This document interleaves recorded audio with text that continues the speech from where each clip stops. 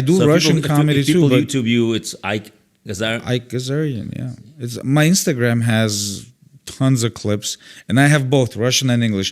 It doesn't matter. Like, both of the languages are easy. It comes natural to me, so I do it in How both. do you bridge the gap?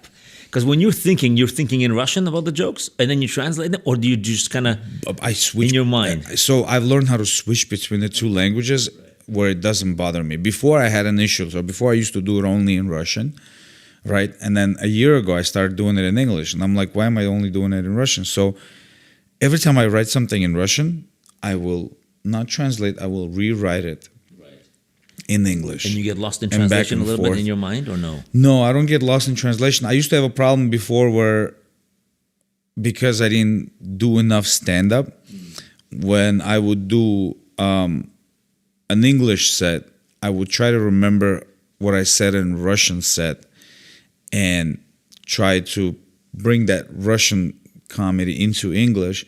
And then I learned not to do that. So now I live in a world where I just turn myself off completely when I'm on stage. So when I'm doing my English comedy, I don't think about the Russian comedy. I don't think of how I wrote it in Russian. I have a separate English stuff that I wrote, and I just do that.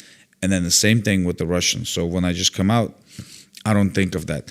And pretty much almost every bit that I have works in both languages. There are some that are so Russian that they just cannot be translated. Where period. do the two characters overlap? So when you're performing in Russian, it's a certain character, right? It's a certain mental state.